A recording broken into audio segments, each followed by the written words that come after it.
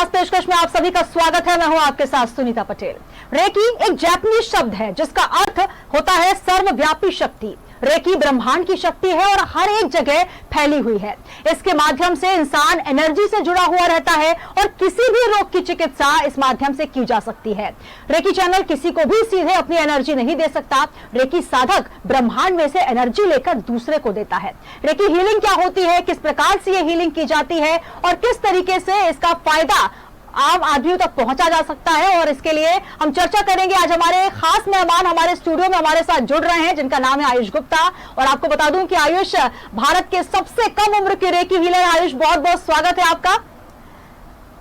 और आयुष के बारे में आपको ये बता दें कि विश्व रिकॉर्ड भी वो हासिल कर चुके हैं। रेकी एक ऐसा माध्यम है जिसके माध्यम से एनर्जी को ट्रांसफर किया जाता है। किस तरीके से रेकी आपको फायदा पहुंचा सकती है, और आपकी भी अगर कोई सवाल है तो हमारी फोन लाइन यहाँ पर खुली हुई है, आप हमें फोन कर सकते हैं, आयुष से आप सवाल कर सकते हैं। और रेकी के माध्यम से आपके शरीर में अगर कोई भी रोग है तो उनका उपचार कैसे हो, और साथ ही टैरो कार्ड माध्यम से भी आप जान सकते हैं कि कैसे आपके जीवन में अगर कोई भी नकारात्मक शक्ति है, कोई रोग है, तो उसका उपचार कैसे होगा। आयुष, आपको ही रुक करूंगी। जब सबसे पहले आपको मैं बधाई देना चाहती हूँ, क्योंकि बहुत बड़ा आपने खिताब इतनी छोटी उम्र में हासिल किया है, विश्व रिकॉर्ड कायम किया है, और कहीं ना कहीं एक बहुत ही नेक आप काम कर रहे हैं, जो कि एक आम आदमी को आप उसके जीवन से सकारात्मकता को लाते हैं, नकारात्मकता को दूर करते हैं। जब हम रेकी का जिक्र करते हैं, कहीं ना कहीं जापानीज शक्ति से माना जाता है, विधा माना जाता है। हालांकि भारत में भी इस तरीके की शक्तियों का इस्तेमाल होता है। रेकी का वास्तविक अर्थ किस तरीके से लिया जाए और कैसे ये काम करती है? सभी ने सुना होगा कि गौतम बुद्ध टच थेरेपी के थ्रू कोई भी तरह की प्रॉब्लम हील कर देते थे। एंड उनके पास जो भी तरह की प्रॉब्लम लेकर कोई भी आता था तो वो सिर्फ टच थेरेपी से, स्पर्श विद्या से कोई भी तरह की प्रॉब्लम हील करते थे। सो ये वही हीलिंग थेरेपी है। बट जापान में डॉक्टर मकाओ उसुई ने 1905 को ये हीलिंग थेरेपी दोबारा री इन्वेंट की थी। एंड इसका बेस कॉन्सेप्ट मतलब इंडिया का ही है, बिकॉज बहुत सारी ऐसी चीज़ें हैं जो इंडिया से बनी हैं, तो इंडिया में ही बनी है, बट बाहर जाके लोगों को ज़्यादातर पता चला है। तो बहुत ही फेमस चीज़ें जो यूज़फुल चीज़ें हैं इंडिया की ही हैं, और रेकी भी मैं प्राउडली बोल सकता हूँ कि इंडिया की ही एक हीलिंग थेरेपी है। बिल्कुल। अगर आयुष बात की जाए, अगर रेकी का हम जिक्र करते हैं, आमतौर पर हमारे जो पढ़ने या सुनने में आता है, जो रेकी के महागुरु रहे हैं, जापानीज गुरु मकाओ उसुई का नाम लिया जाता है, आपने गौतम बुद्ध का भी नाम लिया। जो विद्या होती है उसे तरीका वही होता है, लेकिन उसे किस तरीके से आम आदमियों तक फैलाया जाए, किस तरीके से ये भारतवर्ष तक पहुंची और कैसे पूरे विश्व में छाई, क्योंकि कहा जाता है ये ऊर्जा का स्थानांतरण है। किस तरीके से इस ऊर्जा का स्थानांतरण किया जाता है, कैसे इसको आप सीख सकते हैं? अगर कोई आम इंसान, यदि हम या आप इसको सीखते हैं, तो कैसे उसको सीखने की प्रक्रिया होती है, ये भी आपसे जानना चाहेंगे।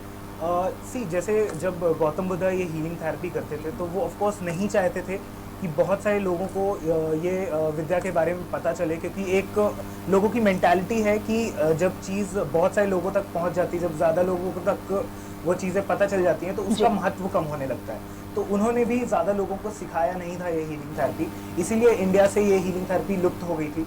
बट फिर जब भी डॉक्टर मकाओ उसुई ने ये हीलिंग थेरेपी री इन्वेंट की तो उनका भी यही उद्देश्य था कि ज़्यादा लोगों को ना सिखाएं। बट जब भी वर्ल्ड वॉर 2 का उनको प्रेडिक्शन, उनको इंट्यूशन आया था कि जापान में वर्ल्ड वॉर 2 होने वाला है, तो उसके बाद उन्होंने यूएस की एक ग्रैंड मास्टर थी, उन्होंने उनको रेकी सिखाया। एंड यूएस से all over world, of course जो भी चीज़ें हैं यूएस से ऑल ओवर वर्ल्ड, उन्होंने रेकी के बारे में लोगों को बताया कि रेकी का महत्व क्या है, रेकी कैसे वर्क करता है, रेकी के बेनिफिट्स ऑल ओवर वर्ल्ड उन्होंने स्प्रेड किए। एंड उसके बाद आई गेस 1995 के बाद इंडिया में रेकी को लाया गया और रेकी का महत्व लोगों को बताया गया। एंड बहुत सारे हीलर्स, एंड इवन जब से मैंने रेकी सीखा है तो मैं भी यही प्रयास कर रहा हूँ कि ज़्यादा से ज़्यादा लोगों तक रेकी के बारे में उनको पता चले कि रेकी क्या होता है, रेकी का महत्व उनको पता चले। जी, जैसे आयुष हमें पता चला कि बहुत कम उम्र में आपने रेकी सीखना शुरू कर दिया था, लगभग 12 वर्ष की आयु थी। कैसे आपको प्रेरणा मिली कि आपको ये विद्या सीखनी चाहिए और इसका इस्तेमाल किस तरीके से किया जाएगा? इतनी कम उम्र में कैसे आपको ये ध्यान आया कि आपको घर से एक प्रेरणा मिली, या किससे आपको प्रेरणा मिल पाई? इसके लिए मैं ऑफकोर्स न्यूज़ वर्ल्ड के थ्रू अपने मतलब जितने भी लोग सुन रहे हैं, मैं इसके लिए अपने पापा को थैंक्स बोलूँगा, मिस्टर काशी प्रसाद गुप्ता। उन्होंने जब मैं 7-8 साल का था तब से ही उन्होंने मेरे को मेडिटेशन करना शुरू करवाया था। एंड उसके बाद ऑफ कोर्स जब हम चीज़ बचपन से करने लगते हैं तो उस चीज़ में हमारा इंटरेस्ट आने लगता है। तो मैंने एनर्जीज़ में मेरा काफ़ी इंटरेस्ट आया। एंड 2014 में 2014 में जब मैं 12 साल का था तभी मैंने रेकी सीखी मिस्टर देवांग शुक्ला से, वो मेरे ग्रैंड मास्टर हैं। तो मुझे रेकी का कॉन्सेप्ट काफ़ी अच्छा लगा, उन्होंने जो चीज़ें बताई कि रेकी से 100% रिजल्ट्स मिलते हैं, तो मैं काफ़ी इम्प्रेस था उस चीज़ में। बट ऑफकोर्स मैं 12 साल का था, तो मैंने उतना कुछ नोटिस नहीं किया था कि मुझे फ्यूचर में ऐसा कुछ करना है। बट उसके 4 से 5 महीने बाद मेरे मॉम को थ्रोट कैंसर डायग्नोज हुआ, एंड ऑफकोर्स वो एक काफ़ी सेंसिटिव मोमेंट था मेरे फैमिली के लिए। तो मैंने 3 से 4 महीने उनकी थ्रोट कैंसर की मैंने हीलिंग की, एंड टचवर्ड रेकी एनर्जीज के थ्रू मैं ये बोल सकता हूँ मैंने कैंसर हील किया, रेकी ने कैंसर हील किया। तो उससे एक्चुअली 2 इमोशंस जुड़े हुए थे। पहला तो ऑफकोर्स मॉम का थ्रोट कैंसर जैसी चीज़ से बाहर निकलना, और रेकी से मेरा पहला केस, तो वो एक मेरा लाइफ का टर्निंग मोमेंट हम कह सकते हैं कि वहाँ से मुझे प्रेरणा आई। ऑफकोर्स पापा मोटिवेट करते थे, बट मुझे भी एक तब से मुझे लगा कि अगर रेकी कैंसर जैसी चीज़ ठीक कर सकती है, तो मुझे ह्यूमैनिटी के लिए, बहुत सारे लोग अलग अलग प्रॉब्लम से जूझ रहे हैं, अलग अलग प्रॉब्लम से परेशान हैं, तो मुझे डेफिनेटली सभी के लिए कुछ ना कुछ करना चाहिए। तभी मैंने थोड़ा प्रोफेशनली एंड ज़्यादा वाइडर रेंज में मैंने ये रेकी करना शुरू किया। बिल्कुल, आयुष साहब बता रहे हैं कि कैंसर का इलाज आपने बहुत छोटी सी उम्र में अपनी माता जी का किया, एक बहुत बड़ा ये काम माना जा सकता है, क्योंकि मानवता के लिए आप भी बता रहे हैं कि सेवा का ये कर्म होता है।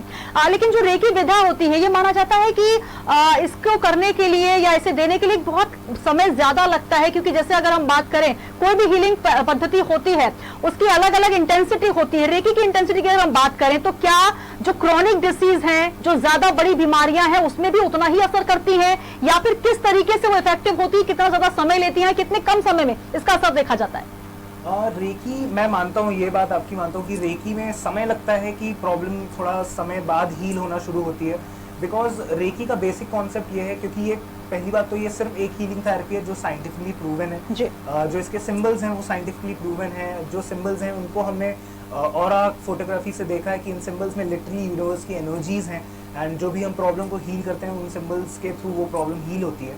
तो ऑफकोर्स मैं ये बोल सकता हूँ कि रेकी में टाइम लगता है, क्योंकि जो प्रॉब्लम है हम रूट से उसको हील करते हैं, जड़ से उसको ख़त्म करते हैं। तो जब जो भी चीज़ हम जड़ से किसी भी चीज़ को जब भी हम ख़त्म करते हैं उसमें समय लगता है, और ये परमानेंट सॉल्यूशन होता है।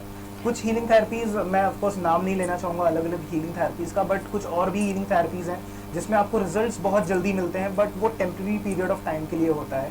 तो लोग ऑफकोर्स आज के टाइम में लोगों को लगता है कि जो भी हम शुरू करें उसमें बहुत ही जल्दी उनको रिजल्ट्स मिले, बट रेकी अगर हम करते हैं या और भी कुछ ऐसी हीलिंग थेरेपीज हैं जो जेन्युइनली प्रॉब्लम हील करती हैं, तो थोड़ा समय लगेगा। पेशेंसली अगर हम रेकी करते हैं तो डेफिनेटली आपको रिजल्ट्स मिलेंगे। बिल्कुल आयुष, अगर हम बात करें जो रेकी सीखने की पद्धति होती है, जो डिग्रीज होती हैं, 3 डिग्री में जहां तक मुझे पता है, अगर मैं सही कह रही हूँ, 3 डिग्री में रेकी सिखाई जाती है, सीखी जाती है। कितना एक वक्त लगता है इसको पूरा, अगर हम इसे आत्मसात करें, पूरे तरीके से प्रैक्टिस करें, तो कितना वक्त लग जाता है इसे सीखने में? रेकी में बेसिकली 5 लेवल्स होते हैं जी। सो जो 3 लेवल्स आप बोल रहे हो वो एक मास्टर लेवल होता है जी। उसके बाद 4th लेवल टीचर्स लेवल होता है, और 5th level grand master level होता है। सो जैसे कि हम एक प्रोसेस की बात करें तो फर्स्ट लेवल हम जब सीखते हैं तो वो सेल्फ हीलिंग प्रोसेस होता है, क्योंकि जब तक हम खुद ठीक नहीं है तब तक हम दूसरों को कैसे ठीक कर पाएंगे। तो वो फर्स्ट लेवल में हम आपको क्लीन करते हैं, आपको आपकी जो भी प्रॉब्लम्स हैं चक्रा बैलेंस करते हैं, आपका ऑरा हील करते हैं। तो वो एक 21 डेज का प्रोसेस होता है। आपको फर्स्ट डे में आपको लेवल 1 का अट्यूनमेंट देते हैं, उसके बाद आपको 21 डेज प्रैक्टिस करना होता है, देन उसके बाद हम आपकी एनर्जीज चेक करते हैं कि आप टोटली हील हैं या आपको अभी और भी प्रैक्टिस की ज़रूरत है, सेल्फ हीलिंग की ज़रूरत है। उसके बाद हम आपको सेकेंड लेवल सिखाते हैं, जिसमें इंक्लूड होता है डिस्टेंस हीलिंग आप कर सकते हैं, आप सामने सामने भी हीलिंग कर सकते हैं, दूसरों की हीलिंग कर सकते हैं, एंड एनर्जीज इंक्रीज होती हैं। देन मास्टर लेवल में और भी एनर्जीज इंक्रीज होती हैं, कुछ सिंबल्स इंक्रीज होती हैं, ताकि जो प्रोसेस का टाइम है वो कम हो और जल्द से जल्द प्रॉब्लम हील हो, क्योंकि ऑफ कोर्स एनर्जीज बढ़ रही हैं, दैट मीन्स कि प्रॉब्लम भी जल्दी हील होंगी। तो इसमें basically and 4th level is teachers level, then 5th level is grand master level, that means कि आप totally you are a grand master of reiki, and now you can even teach, and now even you can teach कि reiki सिखाई कैसी जाती है। बिल्कुल, तो aura और चक्रास इसका सबसे महत्वपूर्ण जो बिंदु होता है, किस प्रकार से आपके चक्रास खोलें, क्योंकि जैसे इस प्रकार से आप बता रहे हैं कि चक्रास खोले जाते हैं और नकारात्मक जो ऊर्जाएं हैं उनको सकारात्मकता दी जाती है। आगे हम आप चर्चा करेंगे। आयुष, हमारे साथ कुछ कॉलर्स भी जुड़ रहे हैं, हमारे साथ अविनाश जी जुड़ रहे हैं। अविनाश जी, स्वागत है आपका, क्या सवाल है आपका? जी सुनीता जी, मैं ये पूछना चाहूंगा आयुष से कि ये बताएं कि किस तरह से ये टैरो कार्ड जो है आपके भविष्य के निर्धारण में और आपके भविष्य को बेहतर बनाने में कितना ज्यादा उपयोगी होते हैं, और कितना इनके जो रिजल्ट आते हैं या कोई सवाल पूछा जाए तो वो कितना जीवन में उसका असर जो है वो दिखाई पड़ता है, मैं ये जानना चाहूँगा। नमस्कार अविनाश जी। See basically tarot card reading एक साइंटिफिक कार्ड रीडिंग है। इसमें हम बेसिकली आपके नाम से, आपके डेट ऑफ बर्थ से हम कार्ड्स को एनर्जाइज करते हैं। आपकी past energies, present energies and future energies को हम इन कार्ड्स के अंदर लेते हैं। एंड कार्ड्स में आपके जो भी एक्यूरेट, जितना ज़्यादा एक्यूरेट क्वेश्चन आप पूछते हैं उतने ज़्यादा एक्यूरेट आंसर्स आते हैं। एंड जो एनर्जीज होती हैं आपके ही अंदर से एनर्जीज आती हैं, आप ही कार्ड सिलेक्ट करते हैं। एंड वो जो कार्ड्स के अलग अलग मीनिंग्स होते हैं, आपके क्वेश्चन के हिसाब से मीनिंग होते हैं, उस हिसाब से आपको हम सजेशंस देते हैं कि फ्यूचर में ऐसी कुछ चीज़ें हो सकती हैं या ऐसी कुछ चीज़ें, ऐसी कुछ अपॉर्चुनिटीज़ आ सकती हैं। तो उस हिसाब से आपको गाइडेंस, सजेशन एंड कुछ प्रेडिक्ट करते हैं कि ऐसी कुछ चीज़ें होने वाली हैं, तो आप इससे अवेयर रहें या इससे आप संभल कर चलें, या ये अपॉर्चुनिटी आने वाली है तो आप वो अपॉर्चुनिटी लें, आपके लिए वो अच्छी बेहतर होगी या नहीं। या हेल्थ हम पूछ सकते हैं कि हेल्थ कैसी होगी, अगर अच्छी है तो ऑफकोर्स अच्छी बात है। अगर थोड़ा हेल्थ के लिए कुछ नेगेटिव कार्ड्स आते हैं देन आपको हम प्रिकॉशनरी वेज बताते हैं कि हेल्थ के लिए क्या बेहतर होगा। एंड ऑफकोर्स अभी मैं अगर एक्यूरेसी की बात करूं कि टैरो कार्ड कितना सच होता है, तो अगर मैं पर्सनल लेवल पे बात करूं जितना मैंने किया है, क्योंकि पहली बात तो ऑफकोर्स प्रैक्टिस पे डिपेंड करता है। हम जितनी ज़्यादा प्रैक्टिस करते हैं उतना अच्छा हमारा ग्रास्पिंग पावर होता है, उतने अच्छे से हम कार्ड्स रीड कर पाते हैं। एंड टचवुड 2 साल में मैंने 20,000 प्लस रीडिंग्स की हैं एंड 100% एक्यूरेट हुई हैं। तो एंड आई होप कि आगे भी जितनी भी रीडिंग्स हों तो एक्यूरेट ही जाए। बिल्कुल, तो अविनाश जी के सवाल का जवाब मिल गया है। टैरो कार्ड भी जो है आयुष बहुत अच्छा देखते हैं, और हमारे तमाम जो दर्शक इस वक्त हमें देख रहे हैं, अगर उनके मन में भी कोई सवाल है, कोई जिज्ञासा है, तो वो आप अपने सवाल कर सकते हैं। हमारे टीवी स्क्रीन पर नंबर फ्लैश हो रहे हैं। आयुष, एक बहुत महत्वपूर्ण सवाल ये भी कि बहुत छोटी उम्र में आपने रेकी और टैरो कार्ड तो सीखा ही, लेकिन बॉलीवुड के दिग्गज से लेकर तमाम जो सिने स्टार्स हैं उनको भी अपना फैन बनाया है और कहीं ना कहीं रेकी के माध्यम से उनकी हीलिंग की है। आपसे ही जानना चाहेंगे कौन कौन से ऐसे सुपर स्टार्स हैं जिनकी हीलिंग आपने की अब तक? सी बेसिकली मैं जब भी मुंबई शिफ्ट हुआ 2016 में, तो वहाँ ऑफ कोर्स कोई कॉन्टैक्ट्स नहीं थे, बट मैंने जैसे जैसे रेकी हीलिंग करना शुरू की, लोगों को रिजल्ट्स मिलने शुरू हुए। एंड मेरी सिस्टर आरबिका गुप्ता हैं, वो एक्टिंग फील्ड में ही हैं। उन्होंने मुझे मतलब मेरे बारे में लोगों को बताया, रेकी के बारे में लोगों को बताया कि रेकी क्या होता है। तो लोगों को एक्चुअली इंटरेस्ट आया कि अगर हम रेकी से बिना कोई साइड इफेक्ट के हम कोई प्रॉब्लम हील कर सकते हैं, तो बहुत ही अच्छा तरीका है। जी। उसके through mister Nikul Desai sir हैं, वो ऑप्टिमिस्टिक्स प्रोडक्शन हाउस जिसका comedy nights with Kapil, comedy circus जो शोज आते हैं, बड़े बड़े शोज हैं, फिक्शन नॉन फिक्शन, उनके डायरेक्टर हैं। And mister Remo D'Souza sir, अभी रिसेंटली मैंने उनकी हीलिंग शुरू की। रवि दुबे, बलराज स्याल, मुबीन सौदागर and Raghav Jual, so many more like this. So of course ये एक बहुत ही पॉजिटिव फीलिंग आती है। एंड जब भी प्रॉब्लम हील होती है किसी की भी, इधर वो सेलिब्रिटी है या नहीं, बट जब भी किसी की प्रॉब्लम हील होती है तो दिल से खुशी होती है। बिल्कुल, दिल से खुशी मिलती है, और हमें भी बहुत खुशी हो रही है कि आप इतने छोटी उम्र में इतने बड़े बड़े दिग्गजों के साथ साथ बड़ी बड़ी बीमारियों का इलाज करें। एक और कॉलर हमारे साथ जुड़ रहे हैं, भोपाल से दीपेश है। दीपेश, स्वागत है आपका, सवाल पूछिए।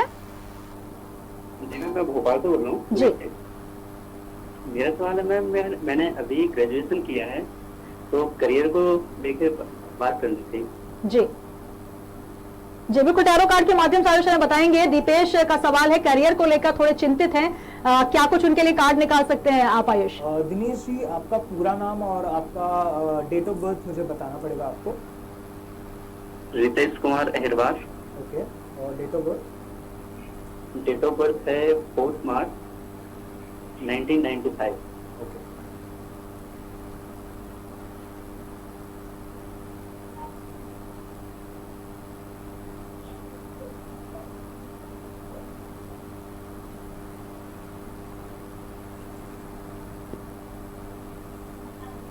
बिल्कुल, आप जुड़े रहिएगा हमारे साथ। आयुष जी आपके लिए एक स्पेशल कार्ड निकाल रहे हैं और तुरंत आपकी समस्या का समाधान भी बताएंगे।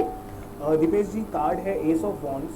So this card basically actually means कि ऑफ कोर्स बहुत टाइम से ग्रेजुएशन आप कर रहे हैं, बट उसके पहले से आप करियर वाइज आप एक्चुअली बहुत ज़्यादा फोकस्ड हैं। आप चाह रहे हैं कि आप अपने लिए, अपने फैमिली के लिए कुछ करें, बट बहुत सारी ऐसी सिचुएशंस आ रही हैं फैमिली में, जब कुछ ना कुछ प्रॉब्लम्स आ रही हैं फैमिली में, एंड पर्सनल लाइफ में बहुत सारी इश्यूज चल रहे हैं। बट मैं आपको बोलूँगा कि एटलीस्ट थोड़ा पेशेंस रखना पड़ेगा आपको, थोड़ा फोकस का मुझे नीड दिख रहा है, फोकस और डेडिकेशन थोड़ा लैक दिख रहा है मुझे। सो थोड़ा करियर में 100% डेडिकेशन के साथ रहिए, जिस चीज़ में आपको इंटरेस्ट है वो करिए, बिकॉज ये कार्ड डेफिनेटली शो हो रहा है अगर आप डेडिकेशन के साथ अपने करियर में फोकस करते हैं, so definitely you are gonna achieve. आप जो भी चाहते हैं थोड़ा पेशेंस के साथ आपको करना होगा, then definitely you will achieve. In next 1 year आपको एक ग्रोथ दिखेगी आपके करियर में, नई अपॉर्चुनिटीज़ आएंगी, नए नए फील्ड्स आपके लिए ओपन होंगे, जो कन्फ्यूजन्स हैं वो कन्फ्यूजन्स खत्म होंगे आपकी लाइफ में। तो बिल्कुल कंफ्यूजन खत्म होंगे और जल्द से जल्द कैरियर का ग्राफ आपका ऊंचा होगा, यही हम भी आपको शुभकामनाएं देते हैं। और हम हमारे साथ तमाम दर्शकों को बता दें कि हमारे साथ आयुष जुड़े हुए हैं और आयुष तमाम खिताब अपने नाम कर चुके हैं, लेकिन सबसे बड़ा जो उनका मानना है कि जो दिली सुकून मिलता है, जो खुशी मिलती है इस विद्या के माध्यम से, ये सबसे महत्वपूर्ण होता है। आयुष, एक सवाल, 12 अप्रैल 2014 का वो दिन जब आपने सबसे कम उम्र में रेकी हीलर बनकर एक नया विश्व रिकॉर्ड हासिल किया, उसके बारे में क्या साझा करना चाहते हैं? वो एक्चुअली बहुत ही अनप्लान्ड चीज़ थी, क्योंकि मैंने जैसे कि बताया मैंने रेकी सीखा था, क्योंकि बट मैंने उतना ऑफकोर्स 12 साल का था तो मैंने उतना कुछ प्लान नहीं किया था, बट बहुत सारी चीज़ें ऐसी अनप्लान्ड चीज़ें चल रही थी। मैंने रेकी सीखा 12 अप्रैल 2014 को, and world records organization contacted me and उन्होंने सडनली मुझे बताया कि हमने आपको ऑल ओवर वर्ल्ड में सिलेक्ट किया है कि you are the youngest reiki healer in India. And वो तो ऑफकोर्स ही बहुत ही बेहतरीन फीलिंग थी, एंड आई वाज फीलिंग कि ऑफकोर्स अगर मैं देश दुनिया के लिए कुछ कर पाऊँ डेफिनेटली मैं करना चाहूँगा। एंड उसके बाद जब ही मुझे एक और सरप्राइज़ मिला कि मुझे ये certificate mister Amitabh Bachchan sir देने वाले हैं, तो वो एक मैं कह सकता हूँ सोने पे सुहागा वाली बात थी। तो मुझे एक्चुअली बहुत ही पॉजिटिव फील हुआ, एंड उसके बाद एक मोटिवेशन मिला कि लोग ऑफकोर्स एक लगता है कि जब लोग एनकरेज करते हैं तो डेफिनेटली एक मोटिवेशन मिलता है कि हमें और भी कुछ चीज़ें करना चाहिए लोगों के लिए। बिल्कुल, तो कहीं ना कहीं एक मोटिवेशन है जो आपको आगे लेकर जा रहा है और बहुत अच्छा काम कम उम्र में आप कर रहे हैं। हमारे साथ एक और कॉलर इंदौर से जुड़ रहे हैं, योगेश जुड़े हुए। योगेश जी, बहुत स्वागत है आपका और आपका सवाल पूछिए। आयुष हमारे साथ जुड़े हुए हैं। हाँ जी योगेश जी, आपका सवाल पूछे। जी योगेश जी, सुन पा रहे हैं हम आपको, आपका सवाल क्या है, क्या जानना चाहते हैं आप? मेरी अभी कोरोना में जॉब चली गई है, तो क्या अभी आगे क्या करना चाहिए मुझे? जी बिल्कुल, टैरो कार्ड के माध्यम से आयुष हमें बताएंगे। आपका डेट ऑफ बर्थ हमें बता दीजिए और आप पूरा नाम बताइए आपका। मैं Yogesh Sharma, 25/11/1974।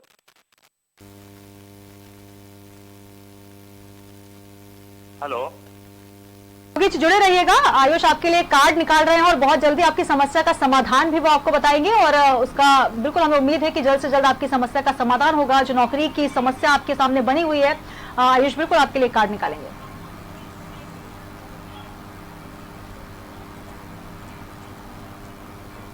Yogesh ji, the card is the stars. So of course मैं बोल सकता हूँ कि 2020 हम सभी को पता है, सभी के लिए एक मुश्किल दौर था और सभी के लाइफ में कुछ ना कुछ प्रॉब्लम्स आई हैं। बहुत सारे लोगों की जॉब गई है, बहुत सारे लोगों के साथ फाइनेंशियल इश्यूज़ आए हैं।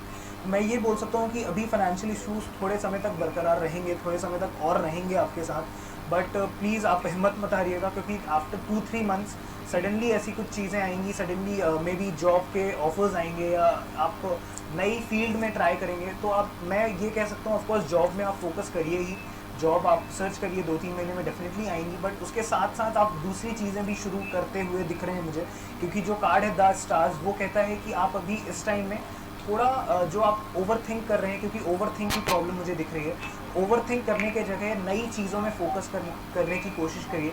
नए प्लान सोचिए कि आप अगर जॉब के अलावा आप क्या करेंगे तो वो आपके लिए कैसा रहेगा। तो डेफिनेटली वो सारी चीज़ें सोचिए, एंड आप जॉब भी कर सकते हैं। एंड मुझे ऐसा दिख रहा है कि आप 2021 के एंड तक आप अपना एक बिज़नेस भी प्लान कर सकते हैं, वो बिज़नेस बहुत ही अच्छा हो सकता है। तो बिल्कुल जो उम्मीद है वो उसे आप कायम रखिए और बहुत जल्द आपका समय अच्छा आएगा। जो नकारात्मकता का माहौल है वो सकारात्मकता में बदलेगा। और हमारे साथ एक और कॉलर एसके साहू जी जुड़े हुए। सर बहुत स्वागत है आपका, आपका सवाल पूछे। जी मेरी वाइफ का डेट ऑफ बर्थ है 10/4/1979।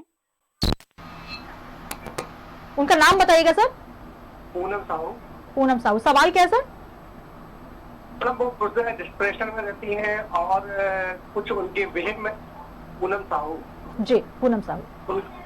साहब ये है कि उनका बिहेव कुछ दिन से चेंज हो गया है मेरे पास ध्यान नहीं दे रही है, हमारे फैमिली मैटर में भी डिस्टर्बेंस आ रही है। जी जी बिल्कुल। आयुष, आपके लिए एक टैरो कार्ड जरूर निकालेंगे पूनम साहू जी के लिए। जो समस्या घर में बनी हुई, आयुष कोई समाधान जो है जरूर बताएं पूनम जी को। सर, आपसे एक रिक्वेस्ट है, आप टीवी का वॉल्यूम थोड़ा कम कर लीजिए ताकि आप सुन पाए जब आयुष आपको बताएं कि क्या समस्या का समाधान है। जी मैम।